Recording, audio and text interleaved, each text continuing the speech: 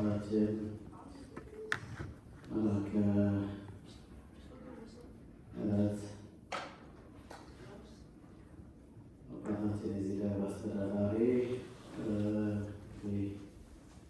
ይህንን ጊዜና ሰዓት ባርኮ ቀድሶ እሳቸው እንግዳ ወዳጅ ቤተሰቡ ወዳጅ ወንድም ወዳጅ በመሆናቸው ለአገልግሎትም ካላቸው ትጋት የተነሳ እኔንም በዚህ እንድገኝ በእግዚአብሔር ፈቃድ ጥሪ ተጠሩኝ። ክቡር አባቴ እንደምን አደራችሁ? አባቶች፣ ወንድሞች፣ እህቶች፣ ወንድሞች እንደምን አደራችሁ? እግዚአብሔር ይመስገን። እንደምን ቆያችሁ? አላችሁ? እንግዲህ ኃያሉ የእግዚአብሔር ስሙ የተመሰገነ ይሁን። ክርስቶስ ተንሥአ እሙታን አሰሮ ለሰይጣን ሰላም ሆነ። ፍስሐ ሰላም ለሁላችንም ይሆንልን። እንግዲህ በመግቢያው ላይ ለመናገር ፈልጌ የነበረው በዚህ የተገኘንበትን ምክንያት ክቡር አባታችን ገልጸውልናል። እሳቸው ለአገልግሎት የማይረኩ በመሆናቸው እኛም በዚህ በረከት እንድንሳተፍ ወደዚህ ቢመሩንም የእግዚአብሔር ፈቃድ እሳቸው ላይ አዞሮልናል እና በዚህ ተገኝተን እንድንቀድስ እንድናመሰግን የረዳን የአባቶቻችን አምላክ እግዚአብሔር የተመሰገነ ይሁን። እንግዲህ እግዚአብሔርን መቀደስ የሚችል ማን ነው? እግዚአብሔርን መቀደስ የሚችል ማንም የለም። እኛ እዚህ የመጣ ነው እንቀድስ ሳይሆን እንቀደስ ነው። ብዙዎቻችሁ ደግሞ ታስቀድሶ ይመጣችኋል። ማን ያመስግናል? ልትቀድሱ ነው የመጣችሁት፣ ልታመሰግኑ ማለት ነው። አዎ በአተረጓጎም ደረጃ የተዟዟረ ቢመስልም እግዚአብሔር እኛን ይቀድሰናል። እኛ ደግሞ እሱ ምን እናደርጋለን?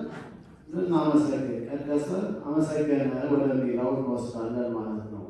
ስለዚህ ሁላችንም አመስጋኝ ነን። ቀዳሹ መድኃኔዓለም ደግሞ እኛን ይባርከናል፣ ያመሰግናል። እናንተ ቡሩካን ብሎ በመንግስቱ በቀኝ ሁላችንንም ያቁናል።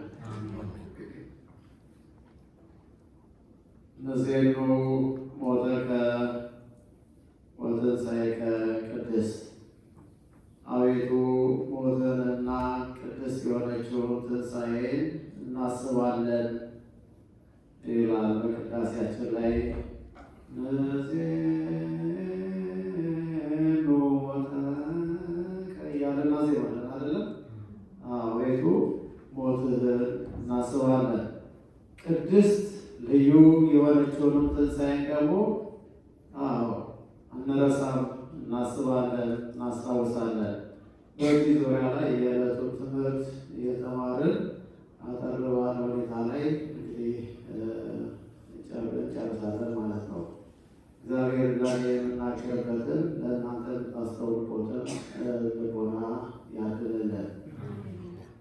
እንግዲህ አቤቱ ጌታ ሆይ ሞትን እናስባለን፣ ቅድስት የሆነችውንም ትንሣኤን እንዘክራለን፣ እናነሳለን ብሎ እንደተናገረ አሁን ባለፈው በሕማማት በዐቢይ ጾም የሰነበታችሁበት ስግደትን፣ ሕማማትን፣ ስቅለትን እንዴት እንደነበረ አንረሳው።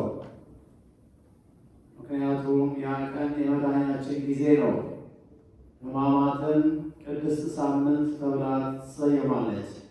እዚህ ሀገር ሆሊ ዊክ ይሏታል። የተቀደሰች ሳምንት የመዳናችን ነገር የተረጋገጠበት ጊዜ ነው። ሕማሙን መከራውን ቤተክርስቲያን ሁሌ አትረሳው። በየሳምንቱ ጌታ የሞተበት እንዲሞት የተፈረደበትን ዕለተ ረቡዕ እንኳን ሳይቀር ከዚህ ከበዓለ ሃምሳው በስተቀር ረቡዕ የተፈረደበት ነው ብላ በጾም ታስባለች። ለፍርድ ገና ሲቀርብ ወይም ሲወሰንበት ሞቱ፣ ዕለተ ዓርብ ደግሞ የተፈረደበት ፍርድ የተከናወነበት ያም ክንውኑ እጅግ መረረና ከባድ እንደሆነ በዕለተ ዓርብ የስቅለት ዕለት በግብረ ሕማማቱ በንዋማቱ ሁሉ እንደሰማችሁት ተስፋ እናደርጋለን። እንዴት አይሁድ ጌታ መድኃኒዓለም ኢየሱስ ክርስቶስን እንዳሰቃዩት ክፎች አይሁዶች። መቼም እነሱ ስንወቅስ ስቅጥ አይለንም። አንዳንዴ የሰሩት ግፍ ስለሚያስደነግጥ ማለት ነው። ምን ስላደረገ ያንን ፍርድ ፈረዱበት? የምትወዱት ሰዎች አልቅሱለት እያለ ዮሐንስ ሕማሙን ከማየቱ የተነሳ እድሜ ልኩን ሳይስቅ የኖረ ታላቅ ሐዋርያ ነው።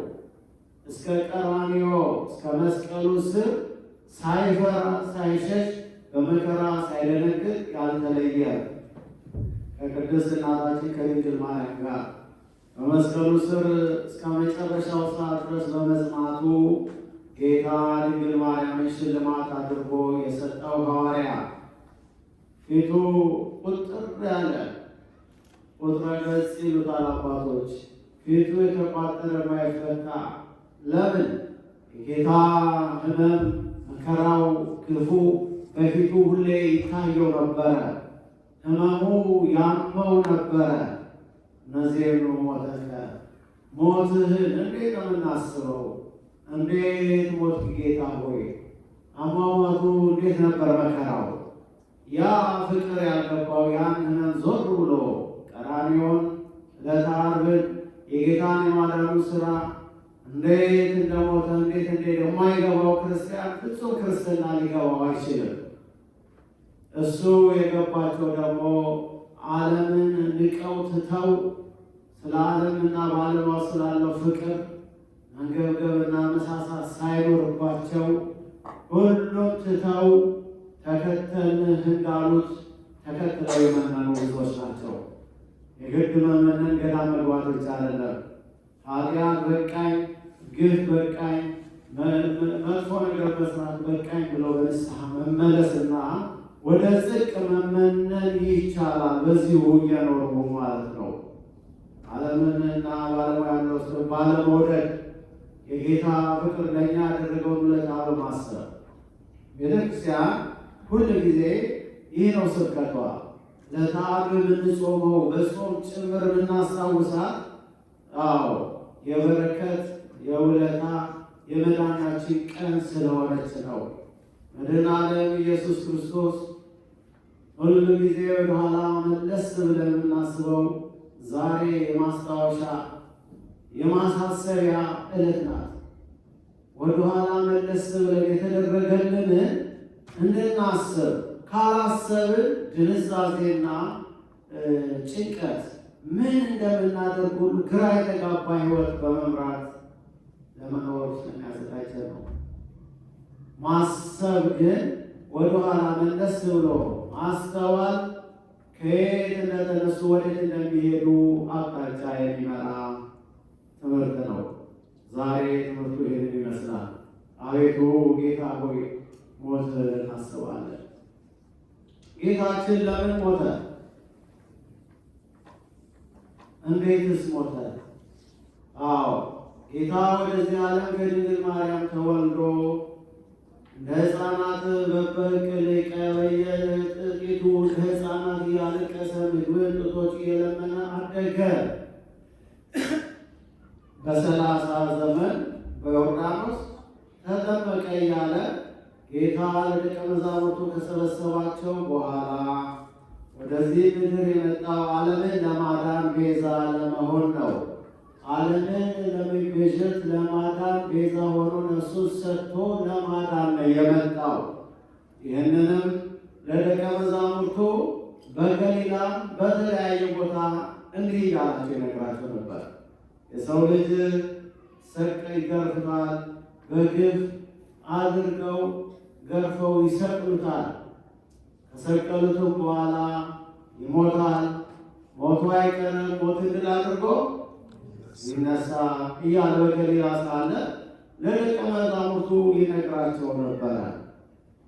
ደቀ መዛሙርቱ ይህን ነገር በማዳመጥ ወደፊቱ ምን እንደሚሆን የሚገለጽላቸው የሚያስታውሱት አለ። እንደውም እሄዳለሁ ወደ ሰማይ ማድረግ አለው ሄጄ ስፍራ ሁሉ አዘጋጅላቸዋለሁ ይላቸው ነበረ። አንዳንድ ደቀ መዛሙርት ወዴት ነው የምትሄደው? መንገዱን አናውቅም እያሉት ሁሉ ይጠይቁት ነበረ እና ጌታችን አምላካችን በዚህ ምድር ሲመላለስ ባኖረበት ዘመናት ሁሉ ምን እንደሚያደርግ ፕሮግራሙን የሚሰራውን የማዳን ስራ ይነግራቸው ነበር እና ዕለተ ዓርብ ደርሳ የጭንቅ ቀን ከመምጣቷን በፊት ለቅዱስ ጴጥሮስ ሁሉ ጻድቅ በጊዜ ርቱዕ በደህናው ሰዓት በሰላም ሰዓት ሁሉ አባቴ ነው፣ ሁሉ እናቴ ነው፣ ወንድሜ ነው አይደል? ሰላም ሲሆን ሰላም ነው። ችግር ከሌለ ችግር የለም። ችግሩ ሰው የሚለካበት የመከራ ቀን ነው፣ የጭንቅ ቀን ነውና እሞታለሁ፣ እሰቀላለሁ ሲላቸው ይይዙኛል ሲላቸው እነ ጴጥሮስ ምን ይሉ ነበር? ጌታ ሆይ እና እያንዳንዳችሁ ትሸሻላችሁ ትክዱኛላችሁ ሲላቸው ምን ይሉ ነበር ጴጥሮስ? ጌታ ሆይ ሁሉ እንኳን ቢተው እነዚህ በሙሉ እንኳን ቢተው እኔ አልተውም አለ። አንረዋት የተሰወረውን የሚያውቅ ኢየሱስ ክርስቶስ ወደፊት የሚሆነውን የሚያውቀው ማለት ነው እሱ ነው። ዛሬ እስቲ ስለተሳሉ እስቲ አንድ ቃል ግቡልኝ ወይ ቃል ግቡ።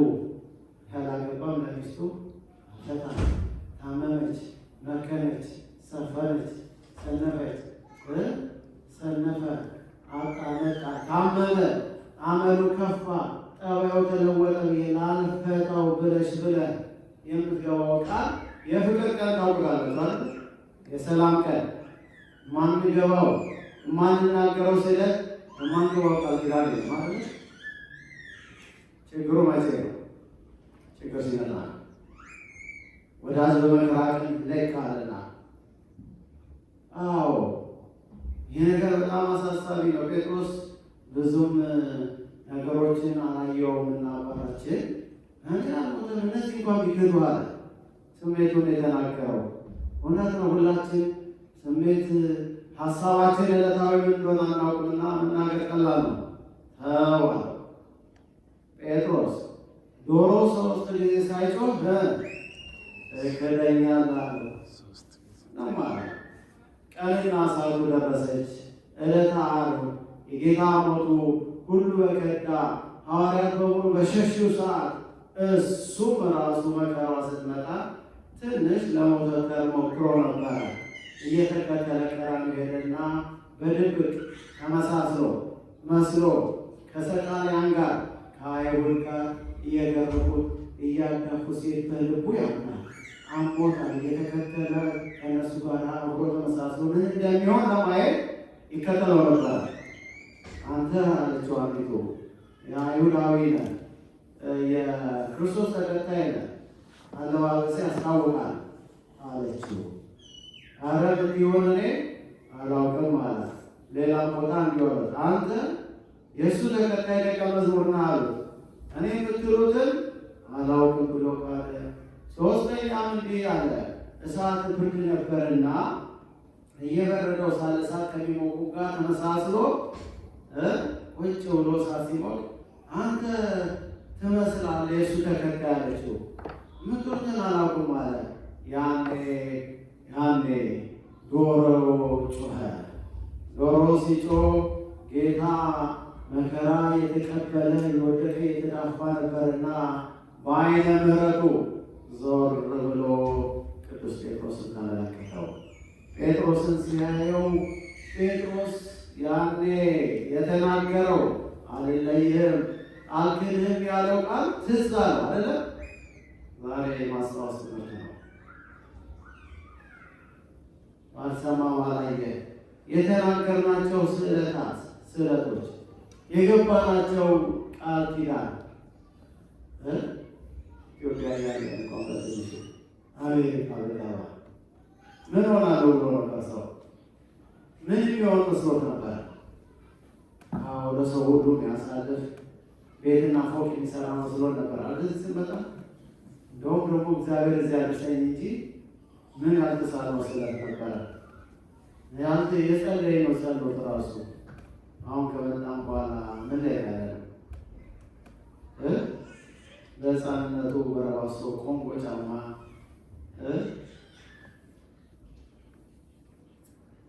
ከገጠር የመጣ ያላረሰ እረኝነት ከብት አልጠበቀ ይሆን? ያልተቸገረ ይኖር ይሆን? ያ ሁሉ ችግር ዛሬ እውነት የተነሳበትን የሚያውቃለ ዛሬ እዚህ ያለ ነው አይደል?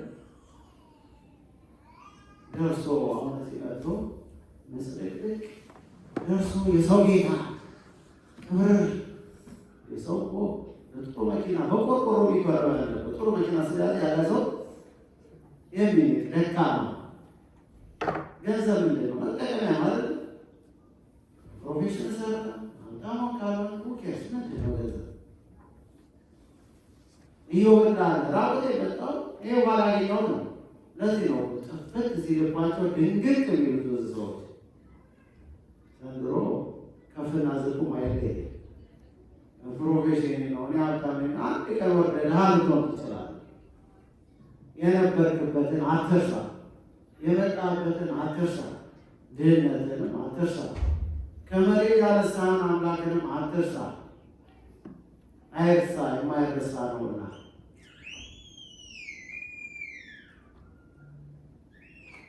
ሁላችን ድሆች ነን። ሁላችን ኃጢአተኞች ደካሞች መሆናችንን አንርሳ። ቅዱስ ዳዊት እረኛ ነበር። አባቱ ራሱ ለንጽሕና እንኳን ያልመረጠው የሆነ እረኛ ሕፃን አለኝ አለው።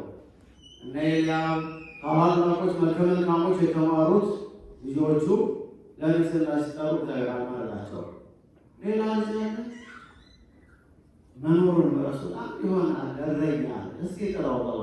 ዱክ ዱክ እያለ በቃ ዳዊት ሲመጣ ቀርናቸው ፍንቅል ብሎ ተከፈተ። እግዚአብሔር የመረጠው ይሄንን ነው።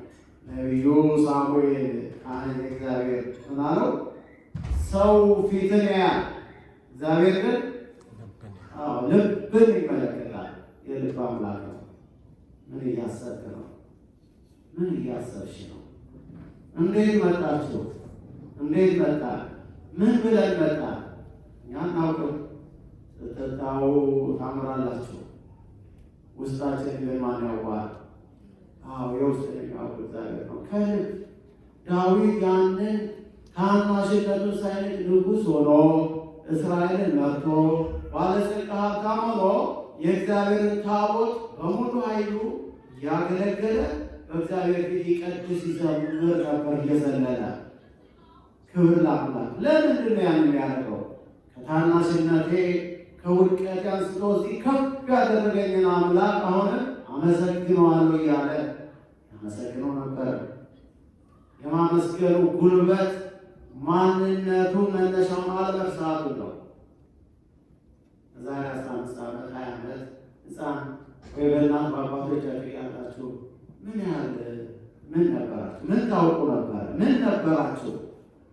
ዛሬ ከቶ እኛን በእግዚአብሔር ፊትና በእግዚአብሔር መቅደስ ፊት የሚያኮራና ምን አለ? ከኛ የሆነ ምን አለ? ሁሉም ነገር ከኃያሉ በእግዚአብሔር በታች ስር መውደቅ አለበት።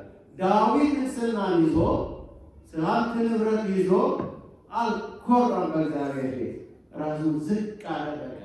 ያንን አይረሳም ነበርና ትሁት ለመሆን ማንነትን አለመርሳት ነው። ብዙዎቻችን ረስተነዋል።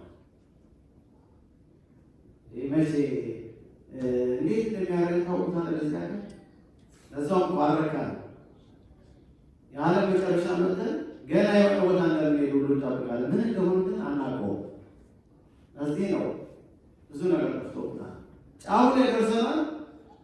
መድረሳችንን ግን አይናችንን አንስቶ ብቻ ግን የሆነ ነገር ያስፈልገናል። እኔ ደርሻለሁ። በቃ አንዲት ልጅ ኢትዮጵያ ደወልኩና ምንድን ነው የሚያስጨንቅሽ አልኳት። ባል ባገባ፣ ልጅ ወልድ፣ መኪና ቢኖር፣ ቤት ቢገዛ አለች። አሜሪካ እንኳን ሂድ አላለች። ምን ደግሞ ያወራው አለች መሰለኝ። የፈለጉ ደግሞ ይላሉ አሜሪካ መጣ። እኛ ሁሉንም ደርሰናል። እንደውም አልፈ ምን ነው የምትፈልጉት ልትባሉ ብንባል ምንድን ነው የምንፈልገው? ማለቂያ የሌለው ጥያቄ አለ። እሱ የራሳችን ችግር ያለኝ ይበቃኛል፣ ጫፉ ላይ ደርሻለሁ፣ እግዚአብሔር ይመስገን፣ ሁሉም ሰጥቶኛል ብዬ ማመስገን ስንችል ደስታ በቤታችን ይገባል። ሰላም በየቤታችሁ ይግባላችሁ። እግዚአብሔር ሁላችሁንም ይባርካችሁ እና ማንነትን በመርሳት ደረጃ ላይ ሁላችን ችግር ስላለብን ኃያል በእግዚአብሔር ዝቅ ብለን ያለንን የሰጠንን የተደረግልንን ያለን የነበርንበትን አስበን በትኩስ ኃይል እግዚአብሔር በቅንነትና በሙሉ ኃይል ልናገለግል ይረዳናልና ነው። ማንነቱን የረሳ ጭራሹን ለፈልግ ሳያት ሲነጸዳደቅ ራሱንም ለሌለ ችግርና ፈተና ጭንቀት ውስጥ ከቶ በፈተና ላይ ብዙ ሰው ስለሚገኝ ነው። በተለይ በዚህ ሀገር እና ይህንን ቅዱስ ጴጥሮስ የነበረበትን ችግር የተናገረውን ረስቶ ጌታ በፍቅር ዓይን በመከራ በቀራንዮ ዞር ብሎ ሲመለከተው ዶሮዋ ስትጮህ ጴጥሮስ ጋር ዓይን ተገናኙ። እግዚአብሔር በምሕረት ዓይኑ ይመልከተን፣ በምሕረት ዓይኑ ይመልከተን። አዎ ሲያየው ለምን እንዳየው ገባው። የተናገረው ነገር አስታወሰ። ዶሮ ሶስቴ ለጮኸ ነው ሳይጮህ ትክክለኛ ሳይጮህ ሶስት ጊዜ ብሎታል እና አስታወሰ። ጴጥሮስ ሮጦ ሄደ። ደም እንኳን ያለቀሰው አልተከራከረም። ማረኝ በድያለሁ ይቅር በለኝ ብሎ ንስሐ ገባ፣ አለቀሰ። ጴጥሮስን ያስታወሰው የጌታ ዓይነ ምሕረት ነው። በዓይነ ምሕረቱ ይመልከተን። ጊዜ የተነሳ ኃይሌ እግዚአብሔር እያለ ዲያቆኑ ቅድም ሲዘምር እንደነበረው በዳዊት በመዝሙር 111 ላይ ቁጥር 3 አካባቢ ላይ ጊዜ የተነሳ ኃይሌ እግዚአብሔር እነሳለሁ፣ በረድኤት እገለጣለሁ፣ እነሳለሁ ይላል። እግዚአብሔር በዘመኑ ቀድሞ በብሉይ ኪዳን በረድኤት ሕዝቡን እየተገለጠ ይጎበኛቸው ነበረ። አልበቃ ቢል በሐዲስ ኪዳን ከድንግል ማርያም ተወልዶ መድኃኔ ዓለም ኢየሱስ ክርስቶስ ተወልዶ ወርዶ ተወልዶ ከድንግል ማርያም ተገልጾ እንዴት እንድናደርግ ጎዳና ሕይወትን መጠመቅን፣ መጾምን፣ መስገድን፣ ትዕግስት ማድረግን፣ ፈተናን የመቋቋም እንዴት መጸለይ እንዳለብን፣ እንዴት መጾም እንዳለብን መንገዱን ሁሉ ወርዶ አሳየን። እግዚአብሔር በረድኤት ሳይሆን በሥጋ ከድንግል ማርያም ወርዶ በድንግል ማርያም ተወልዶ መንገዱን ሁሉ ገለጸልን። እግዚአብሔር ከገለጸ እነሳለሁ ይላል። እግዚአብሔር በረድኤት ሕዝቡን ሊጎበኝ ወደ ሕይወት ሊጠራ ወደ እርሱ ወደ መንገዱ ወደ ሕይወቱ ወደ እሱ ወደ መንግስቱ ሊያገባ ሁላችንም ዛሬ ይጠራናል። እግዚአብሔር ሁላችንን ይጥራል። ሁላችንም በምሕረቱ ይጎብኘን። እግዚአብሔር በረድኤት ለእኛም ይቁምልን። ጴጥሮስን ጎበኘው፣ በምሕረት ዓይን ተመለከተው። የእሱ ምሕረት ዓይን እኛን ወደምን ይጠራናል? ወደ ፍጹም ንስሐ፣ ወደ ቁርባኑ፣ ወደ ዘላለም ሕይወት እንድናስብ የነበርንበትን ሸንቆጥ አድርጎ ገስጾ መስመር ያስተናል።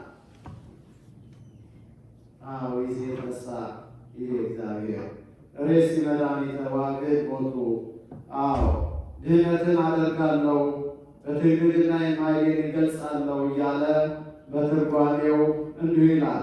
ለአባቶች ለነ ጴጥሮስ ለነቢያት እገለጻለሁ፣ እንዲሁ ባለጸጋው ትዕቢተኛውንም ምን አደርጋለሁ?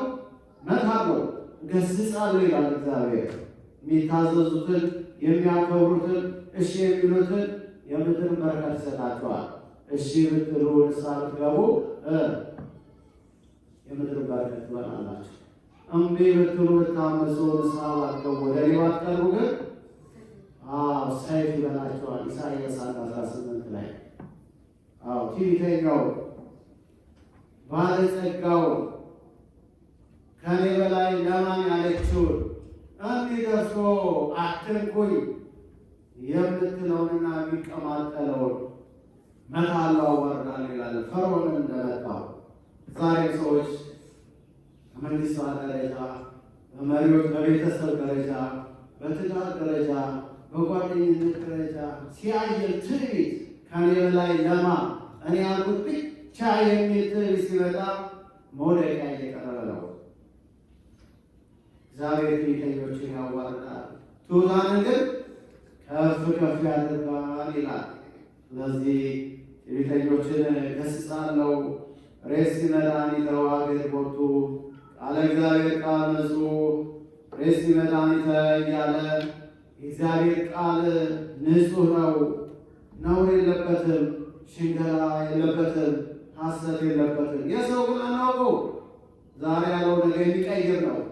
የእግዚአብሔር ቃል እሙን ነው። እግዚአብሔር በቃሉ ስህተት የለበትም፣ እብለት የለበትም። ሥጋዬን የበላ ደሜን የጠጣ የዘላለም ሕይወት አለው። ቃል ኪዳን ነው። ንስሐ የገባም እምረዋለሁ። ስድስቱ ቃላተ ወንጌል ታውቃላችሁ። ማቴዎስ ወንጌል ምዕራፍ 25 ይሄን ያደረገ በጻድቃን ስም የዘከረ ርስተ መንግሥተ ሰማያት የቅዱሳን ዋጋ ያገኛል። በቃሉ እብለት የለበትም፣ ውሸት የለበትም። ቃል እግዚአብሔር ቃል ንጹሕ ነው። የምሕረት አምላክ ለታመኑት ጨካኝ አይደለም፣ ርኅራኄ ነው። ጴጥሮስን በፍቅር ተመልክቶት ወደ ንስሐ ቢመጣ አንተ በምድር ያሰርከው በሰማይ ታሰረ፣ በምድር የፈታው በሰማይ ተፈታ ይሆናል ብሎ ቃል ኪዳን ሰጠው። የምሕረት አምላክ ነው። ሁላችንም ቃል ኪዳኑን ያድርግልን እና እግዚአብሔር ቃል የነጠረ የነጸ ነው። ቅዱስ ጴጥሮስ ያንን ጊዜ የመከራ ሰዓት ያ የሥጋዊ ፍርሃት ጭንቀት የማያደርገው ነገር የለም። የጌታን ሕማም ሊካፈለው ፈለገ። ነገር ግን ሥጋ ስሱ ነውና እንዴት አድርጎ ዛሬ እኮ ክርስቲያን መሆን እንፈልጋለን አይደለም? አይደለንም? እንዴት አትሉ? የስም ክርስቲያን አሉ፣ የግብር ክርስቲያን አሉ አይደል? አንዳንዴ የስም ቄሶች አሉ፣ የእውነት ካህናት አሉ፣ ሁለስም ዲያቆናት አሉ። የእውነት ዲያቆናት አገልጋዮች አሉ። የስም ጳጳሳት ይኖራሉ። የእውነት ምን አሉ?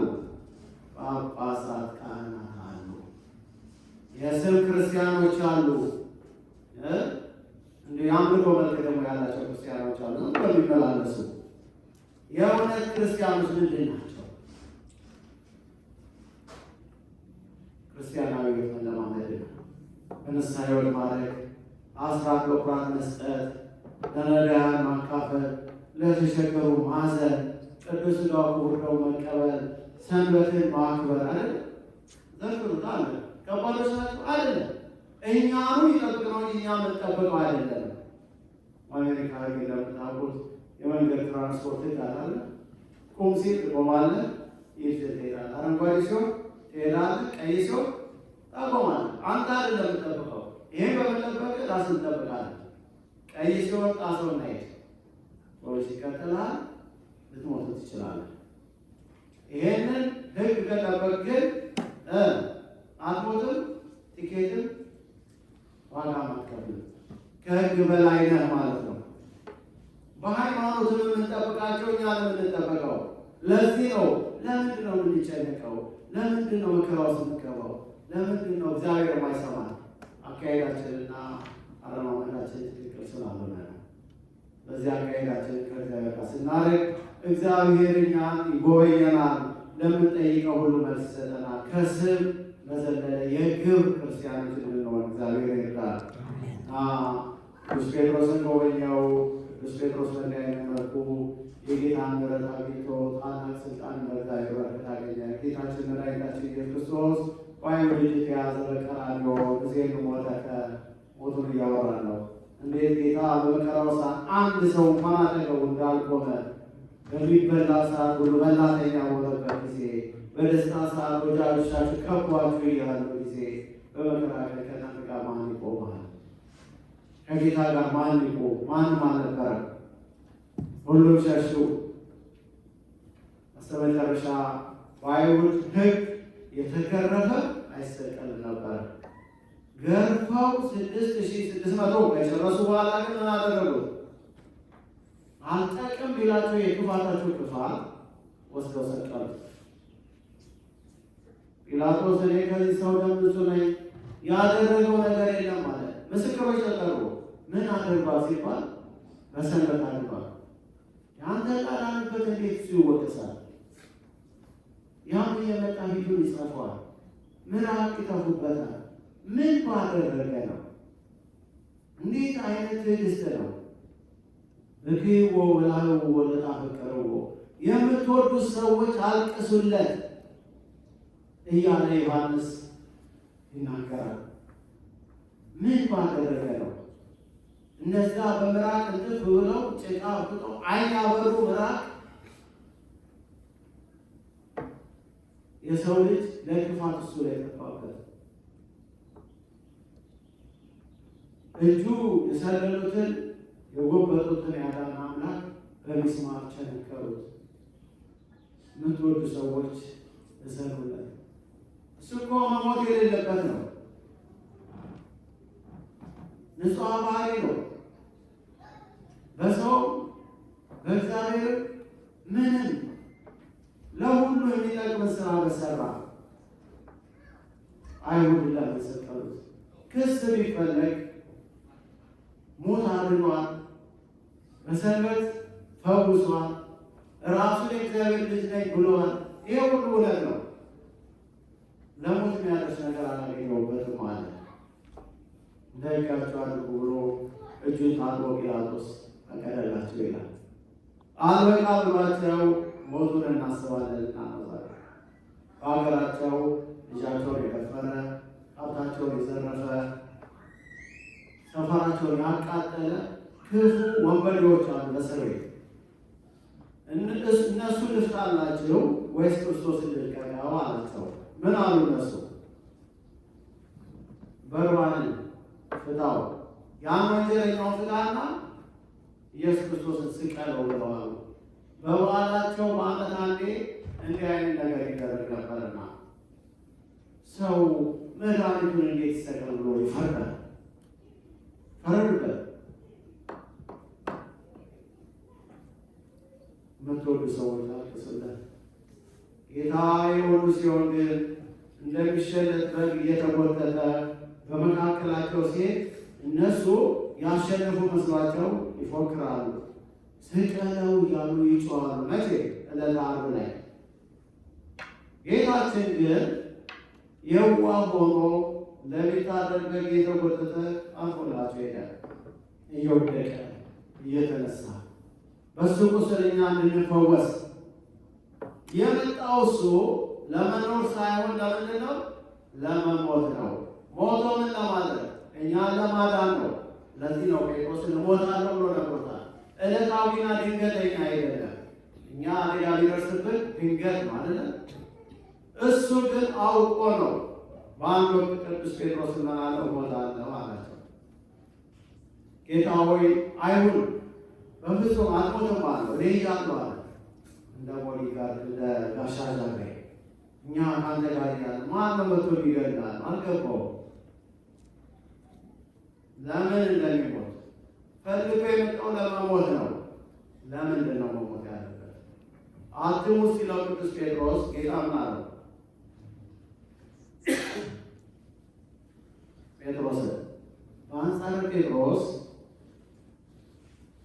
ጌታ እንዳይሞት የሚፈልግ አንድ ኃይል ነበረ። መንፈስ ጠላት ዲያብሎስ ምን አለው? ጌታ ሆይ አትሙት አለው አይደል? አትሙት ሲለው ጌታ መድኃኒዓለም ምን አለው? ተመለከተውና ሂድ አንተ ሰይጣን የሰውን እንጂ የእግዚአብሔርን አታይም አለው።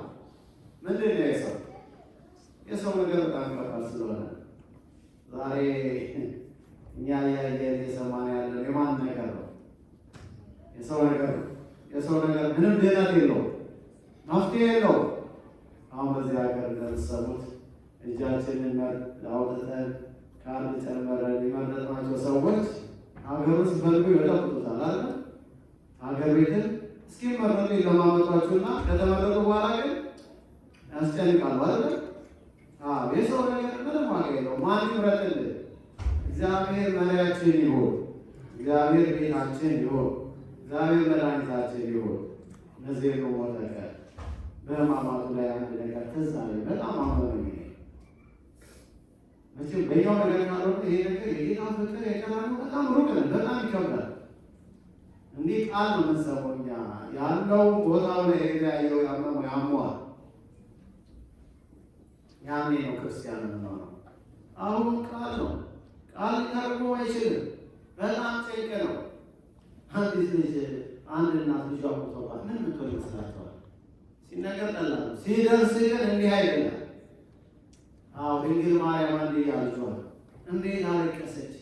ሐዘኗ የመረረ ነበረ። የተደረገው ግፍ ለሚያየው ለሚሰማው የሚሰቀጥጥ ነበረ። ያልደረሰበት አያውቅም። መገላገል ቀላል ነው፣ አልፎ መናገር ቀላል ነው። አይረሳም። ችግራችን እንኳን ተረስቶ እንደሌለ መስሎ ታሞ የተነሳ ፈጣሪ ረሳ። ትንሽ ይወስዳል። የጊዜ ሞተ ከጌታን ማሰብ ድካም ነው። ስራ ሰንብተናል፣ መንገድ ብለናል፣ ብዙ ነገር አለ። በዛ ላይ ቃል እግዚአብሔር ቀላል አይደለም ወገኖቼ። ቃል እግዚአብሔር በኢንተርኔት ሰዓት ያደርጋል። የስጋ ድካም አይደለም፣ የሰው ነገር እንደዛ ነው። እና ቀስ ብላችሁ ለምን ቶሎ ማሳጠር ሞክራለሁ። የሚያለቅ ምክር አይሆንም። እና ሕማማት ላይ አንድ ዜና ክፍታለሁ ስለ ሚግሬሽን ያወራል። በየቀኑ የሚወጣው ጊዜ ሀገር አንዳንድ አስደንጋጭ ነው። በየቀኑ እንግሊዝኛ የማይችሉ አይነዳም፣ ሲፈልግ ትረካ አይነዳም ይላሉ። ሲፈልጉ የሆነ ነገር ያደርጋሉ። ነገር እዚህ ሀገር መግባት አይቻልም ይላሉ። ማይባሉ ነገር በጣም አስጨናቂ ነው። እኔ አሁን ቀስ ብላችሁ ሊወቅናችሁ እስኪሄዱ እንቅፋት ከመጣችሁ ሪፖርት ላደርጋችሁ ይችላሉ ይችላሉ አንዳንድ የተነሱ እና ማይባል ነገር የለም። ያልተለካ ግልግል ያውቃል። ኢሚግሬሽን ስታተስ የሌላቸው ሰዎች እዚህ ሀገር ብዙ ወንድሞች አሉ። ስለኛ እናወራ ስለሌሎቹ ስለ ስፓኒሽ ስለሆኑ ሰው ሆነ ግድ ካላለ በስተቀር ሆነ የእኛ ወንድም ቤተሰብ ወይ እኛም ካለ የዚህ ጉዳይ ችግር ያለበት ሰው እዚህ ውስጥ ካለ ወይም ይሄ የሚሰማ ሰው ያውቀዋል። አንዳንዶች አሉ ሲቲዝኑ ቀምቶ መስጠት የሚገባ መስራት የሚችሉ ይዘው የሚያላግጡ ብዙ ሰዎች አሉ። ዛሬ መስራት የቻለ የሚያሾፍ ብዙ አለ። የመስራት ኦፖርቹኒቲ ኖሮ ስንት መስራት የፈለገ የታሰረ በህመምና በወረቀት ብዙ አለ። አንዳንዱ ይዘው ታይቶ ያማራል። እግዚአብሔር ምን ያደርጋችሁ እዚህ ከመጣ በኋላ የበረከት ምድር ነው። ልናውቅበት ካልቻለ ካላመሰገን ጥርቅ አርጎ ቢወስደንስ ሊፈልግ ይችላል። ምን ይወጣል? ማን ይናገራል? ማን ነው እስቲ ዛሬ እንዳለ መብት ምናምን የሚባል ነገር ላይኖር ይችል ይሆናል። ግብፅ ውስጥ እስራኤላውያን ሄደው ሰልጥነው ሲያዋቸው ፈሯቸው። ስማርት ናቸው፣ በጣም የተማሩ ናቸው፣ በጣም ጥበበኞች ናቸው። ፈሯቸው። እነዚህ ሰዎች እየበዙ እየተዋለዱ ከመጡ ይወርሱናል ብለው ጨርረው ባርነት አስገቧቸው። አሁንም ፍርሃት ሊኖር ይችላል። ቢመጣስ መናጋል በዜሮ አሉ ያባሰው ቁጭ ያደርግ ንክላል ያስቃት በሙሉ ዜሮ ልትቀር ይችላል። ይሄ ሁሉ እግዚአብሔር ሲጣላ ሊያረግብን ይችላል። እግዚአብሔር ከዚህ ሰውረን። ዜጋው በጎ እየሄደ ከቤት ቤት ከመኪና እየሄደ ምንም አልተሰማም። ምስጋና ለማድረግ እንኳን አንደበት አልተመታም። የእግዚአብሔር ለመስጠት ሰስተ እጅ ታስሯል። እግዚአብሔር ይሽጣል። ንስሐ ለመግባት ተመጻድቃል። የተመታሽ ቀን ያኔ ይገባሃል። ተመቶ ጌታዬ አምላኬ ብሎ እንደ ጴጥሮስ ተቃጥሎ እንደ ቶማስ ባለፈው ሳምንት ተመራችኋል። ጌታ እኮ ጌታዬ አምላኬ ብለው ዳኒ ዳኒ ብለው ማናለች ሾት ሲደረግ ነው እንጂ ከዛ በተረፈ ቀን ይኖራል አይሰማም።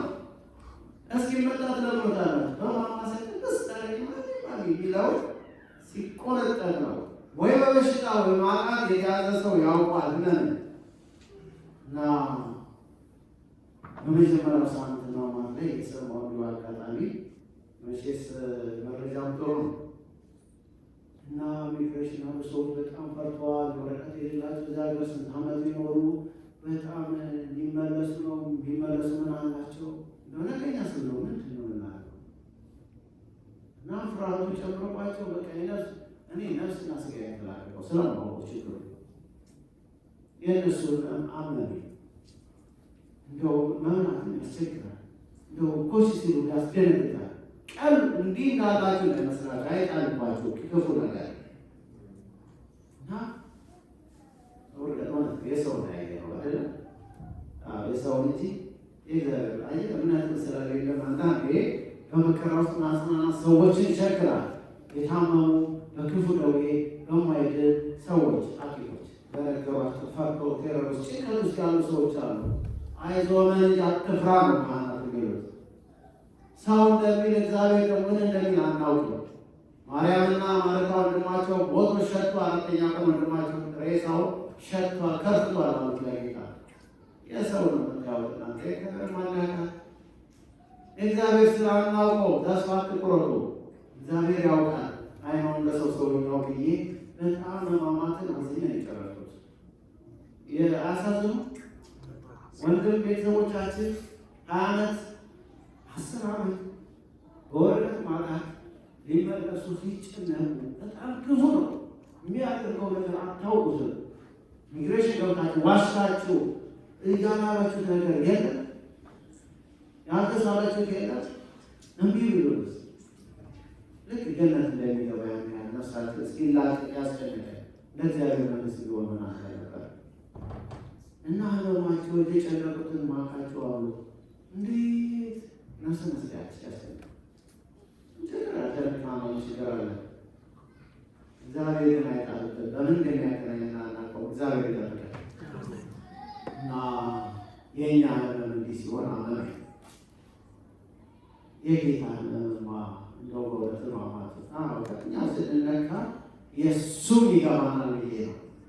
እንግዲህ የተጨነቃችሁበት ያመማችኋለ ፈጭ የመሆናለት የራሱ ቋጣ ቤቱና ሆዱ ጓዳው ይዟት ነው እንጂ እያንዳንዱ ህመም ይልበታል። ያ ህመም የጌታን እንዴት አድርገን ልታስብ ይርዳል። ህመሙ በጣም ነው ያሰብኩት። አንዳንዱ ሊቆም የለም በምክራ ስልክ የሚደውል የለም ለእርዳን የሚል የለም። ሁሉ ሸሽቶ ጭራሽ በደህና ቀን ዋላችሁለት እንኳን ጠላት ሆኖ ከዛሾ ይመጣባችኋል። አንዱ መጣ እና ጌታ በጥፍ ይመጣው ሁሉ ሲመጣው ሲሰድቦ ጌታ ምንም አላለ። አንድ ሰው ግን መጥቶ ሲመጣው ለምን ትመጣኛለህ? ምን ባደረግኩ ነው? ለምን እሱ ብቻ እንደዛ አለ? ታውቃላችሁ አብይ ጾም ላይ መጽሐፉ የተባለ 38 ዓመት ታሞ ደዌ ጉንድሽ የነበረ ሰው ጌታ ልድን ተልቃላ አሁን ጌታ ዘመን የለኝም እንጂ የሚያድነኝ አለው ሰውዬ ቀን አልፎ የታመመ ፈጣሪ ለረሳን ታሞ የተነሳ ሆነና ከአይሁድ ጋር ተሰልፎ ጌታ ሊዶ በጠፊ የመጣው እሱ ምን አይነት ልጅ ያዳነው ባጎረስ ለሰው መልካም የሚባልበት ጊዜ ያለ ሰው ነገር ስፖንሰር ሆናቸው አመጣቸው። አንዳንዶቹ ሲመጡ ገንዘብ ሲመጡ ይመስላቸዋል። ቆይተው ደርሳለ ምናደርገዋል አመት ነው ይኖረና አንድ አመት እኮ ነው። ምንም ለውጥ የለውም። ማናመሰግናቸዋል ብንላቸው በጎ ያደርጉልን በእኛ ኤክስፔክቴሽን ምክንያት እነሱን ኢግኖር የናቅናቸው የተውናቸው የፈረደባቸው ብዙ አሉ። እግዚአብሔር ይቀር ይበላል። መልካም ያደርግልን። አንዷን ከማመስገን ይልቅ እንደው ሆን ብሎም በተለያየ ሰት የሚሆነውን የፈረደባቸው ብዙዎች አሉ። ጌታ ግን እንዳያለ በሙሉ ያረቁ በነጭ ያሰናበተው 38 ዓመት ታውቃላችሁ። ምን ያከባል? አንድ ምሽት ታሞ መንጋት ይገባል። ሌሊቱን እስቲ ነገ ያን አይደርስባችሁ ሳታዩ ይብላችሁ እንዴት እንደምትጨነቁ ታውቃላችሁ። 38 ዓመት በደዌ የታመመው ሰው ጌታ አድርጎት ቀን ገጥሞት ጌታ መከራ ቀን የደረሰበት ቀን በለታ ሄዶ በጥፊ ይመጣል። ለምን ትመጣኛለህ? ምን አደረግኳል? ባዳንኩ አንተ አለው ያውቃል። እንዲህ ነው ሰዎች በዚህ ያሉ በዚህ አስተካክለው ለአምላክ ጌታ ማለት በርጥቡ በሩጭ ሸዋር ጌታ ይሄን መከራ የሰው ልጅ ካደረሰ እርስ በራሱ ምን እንደሚሆን ይያል። እዚህ ነው አንተ ሰይጣን አለው የሰው ልጅ የሰውን ሐሳብ እንጂ አሁን የምናውቀው እግዚአብሔር አላህ ለዛ እግዚአብሔር ይመስላል። ይላል ሰይጣን አለው። በአንጻር ጴጥሮስ ያለው ጌታ እንዳይሞት የተቃወመው አጋንንትን ነው። ጌታ ካልሞተ ሰው ስለማይድን እሱ በምርኮ ለመያዝ ስለፈለገ ነው ሰይጣን ያንን የተናገረ። አንዳንድ ሰዎች ሳደባሉ ያማሉ፣ እንደው ቢሰራም የማያስመሰግን ጋኔን ያዛቸዋል። ይቺ ሴትና የሰው ምንድን ነው ትላላችሁ? አዘራላ እኔ ሰውየው አለ ይህ አንተ ሰይጣን መባል አለበት የአጋንንት። ከእግዚአብሔር ጋር ደግሞ ሰዎች ሲቀርቡ በአንድ ወቅት ጴጥሮስ ተመልክቶ መጣና ጌታ ሰዎችን የማሉኛል አላቸው።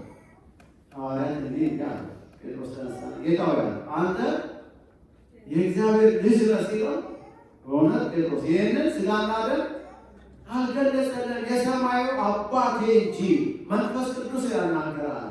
አንዳንዴ ጥሩ ሰዎች ሲባርኩ፣ ሲያስተምሩ፣ ሲናገሩ፣ መልካም ነገር ሲያደርጉ በእውነት ይሄ የመንፈስ ቅዱስ ፍሬ ነው እንጂ የሰው በጣም ከባድ ነው። እግዚአብሔር ሲጠጋ በረከትን ያወጣል። አንደበት በጣም የተባለ ሰው ሀብተ መርከብ የተሰጠው ነበር። እሱ የባረከውን ይባረክ ነበር። አንድ ባላቅ የተባለ ረገምልኝ አለ። ስለዚህ ከረገመ የሚረገማል ማለት ነው። ጸጋ ነው እግዚአብሔር የሰጠው።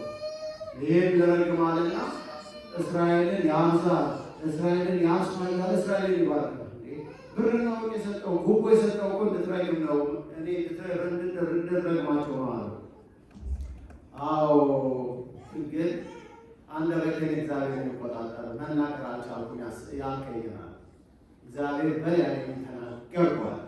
ከሰው የሆነ የለም በረከት ከእግዚአብሔር ነው። እግዚአብሔር የሆነ የሚባርካቸው የተባረኩ ናቸው። እና ለክፋት ዛሬ በየሚዲያው በየምኑ ተሳዳቢው ሞልቷል። የሚገርመው ደግሞ ተናጋሪ ብቻ ሳይሆን አንዳንድ ለስድብ ያሉ የስድብ መንፈስ የሚሆን አጋንንት ያደረባቸው መስማት የሚፈልጉት ደግሞ የእግዚአብሔርን ሳይሆን የተሳዳቢዎችን ድምፅ ነው። ፎሎወር ብዙ ዩቲዩብ ወይ ቲክታክ ይሆናል አላውቅም፣ ብቻ ብዙ ሰው ሊሰማው ከበረከቱ ይልቅ የትኛው ነው?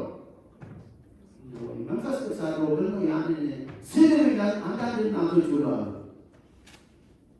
አንዳንድ ዩቱበር ቢሳደቡ ወደ ሲፈልግ ጴንጤ ሲፈልግ ስራ ይሆናል። እናቶች ራሱ ሳያውቁ ቅዱስ ገብርኤልና ተክለ ሃይማኖትን አያውቋቸው። እነዚህ ተሳዳቢዎች እንዴት አወቋቸው? እነሱ ቁጭ ብሎ በድብቅ የመስማት ጋኔን ያለበት ነው። እግዚአብሔር ይህ ቃል የመንፈስ ያርቅልን። እግዚአብሔር መስማት ግን ቀላል በጣም ከባድ። የእግዚአብሔርን እኔ የማዳኑ ነገር እኔ የሰው ነገር አኔ የአጋንንትን ነገር አንስማ፣ ምንም ጥቅም የለውምና። እኔ የመጣሁት ዓለምን ለማዳን ነው ለመሞት ነው ብሎ ጌታ ኢየሱስ ክርስቶስ ገስጾ ሰይጣንን አራቀው። በዚህ ቅዱስ ጴጥሮስ እንደገና ማድረከው፣ ንስሐውን ተቀበለው፣ ይቅር አለው።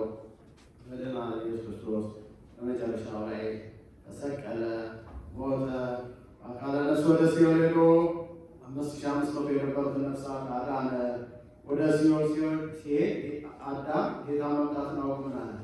ተንሥኡ ለጸሎት ያዕቆብ ሁሉ ይላል 10 ይላል ለጸሎት ተነሱ ያለ አዳም ነው። ጌታ ደግሞ ወደ ሲኦል ሄዶ ምን አለ? ሰላም ለሁላችሁ ይሁን ለአድናችሁ መጣሁ ብሎ ሁሉንም ሰላም ሰበከላቸው። ሲኦል የነበሩትን ነፍሳት በሙሉ አውጥቶ ወደ ገነት አገባቸው። አጋንንትን በእሳት ዘንጀር አስሮ ጠርቆ ያዘው። አዳምና ልጆቹ ነፃ ወጣ። አትሙት ያለ ጴጥሮስ ይህችን ምርኮ እንዳይቀማ ነበር። ጌታ ያዳነበት ጥበብ በጣም ረቂቅ ነው። አምላክ መሆኑ ሲያኮንፊውስ ግራ ጋብቶት ነው እዛ ገብቶ ያወጣው ጌታ። ክብር ምስጋና ለስሙ ይሁን። ሁላችንን ማዳነ። በፊት እኮ ጽድቅ ብንሰራ ጽድቅ የለም ነበር። አሁን ሳብገው ጽድቅ ብንሰራ ሳብቱ ምርጫዎቻችሁ ላይ ነው። ለዚህ ነው የተዝናናነው። አሁን የነፃነት ዘመን ነው። ፈቃዱ የኛ ነው። ከባድ አይደለም። ወስኑ፣ የነበረባችሁን አትርሱ። ስለዚህ ጌታ ይህን ትምህርት ሁሉ ለደቀ መዛሙርቱ ይህንን መሞቱን መሰቀሉን በሙሉ የነገረበት ሳምንት ነው። ወደ መጽሐፍ እንዳልገባ ሰዓት የለኝም። ቅድም የነበረው የወንጌል ክፍል የማቴዎስ ወንጌል ምዕራፍ 24 ቁጥር 13 ላይ ነው። ሁለት ደቀ መዛሙርት ከኢየሩሳሌም ወደ ኤማሁስ የጌታን ትንሣኤ እናያለን ብለው ነበረ።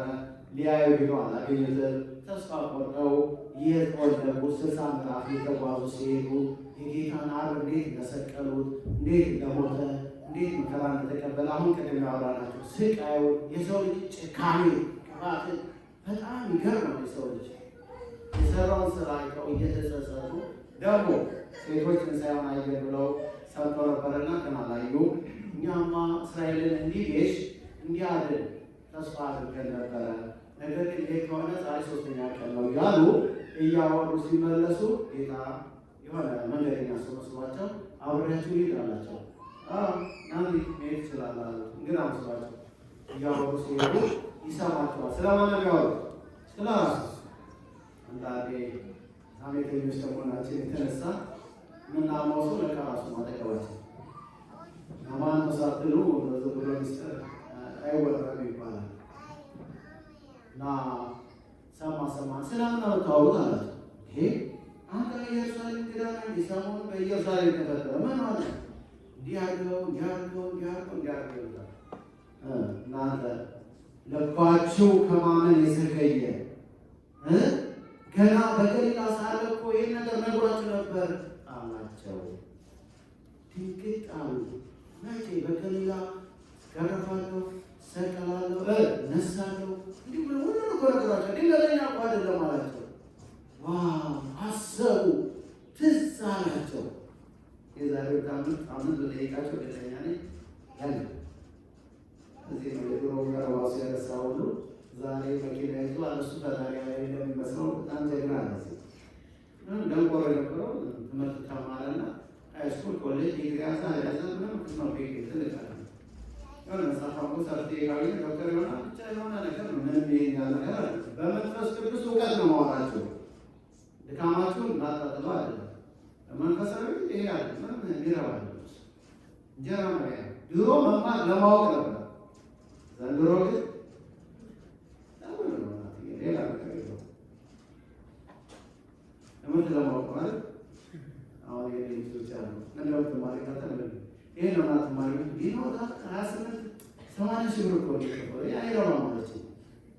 የማሪ ነው በታቂ ነው ያው 80 ሺህ ብር ለሷ የ8 10 ዓመት ልጅ 80 ሺህ ብር አይረባ ማለት ነው።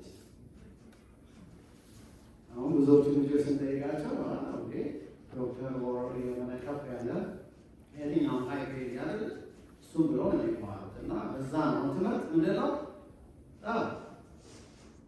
ያለው እንጂ ለማወቅ አይደለም ማለት ነው። እና ምናችንን ሙሉ ለክርስቶስ እንስጠው ለማለት ነው። መማር አለመማር ምንም ማለት አይደለም። ከእግዚአብሔር በታች ነው። ድካማችሁን እግዚአብሔር ከሰጣችሁ አመስግኑበትና ኑሩበት። ምንም ይኑረን ምንም ከእግዚአብሔር ግን አይበልጥም። እና ቃሉን አሰቡ፣ ማንነታቸውን አልረሱም፣ አስታወሱ። የነበረውን ትዝ አላቸው። ልክ ነው ለካ ምሳሌ ያለ ነበረ። በኋላ መድኃኒተ ክርስቶስ ምን አላቸው? ከነቢያት እየጠቀሰ ሲነግራቸው እንዴት አወቀው ይህ ቃል ብለው በጣም ደነቃቸው። አልፎ ሄድ እንግዳ መስሏቸው ነበረና በስተመጨረሻ ላይ እንግዳ መስሏቸው ግባ እደር እባክህ ነገ ትሄዳለህ እሺ ብለው አለ። ግድ ብለው አስገቡት። ከገባ በኋላ ህብስት አቀረቡ፣ ባርኮ ሰጣቸው። ህብስቱን ሲቀምሱት አይናቸው በራላቸው። ከዛ በኋላ መድኃኒተ ክርስቶስ እንደሆነ አወቁት፣ ተሰወረባቸው። ሮጥ ሄዶ ለደቀ መዛሙርት ነገራቸው። የማሳሰቢያ ትምህርት ነው። አስታውሱ። እናውቃለን እየረሳ ነው። አሁን የሆነ ችግር የለብን። አክሽን ነው የመወሰን የማድረግ ችግር ብቻ ያለብን። ተመለሱ ይላል። እኛም በንስሐ ተመልሰን መድኃኒተ ክርስቶስን እንድንቀበል የዘላለም ሕይወት እንድንወርስ እግዚአብሔር ፈቃዱ ይሁን።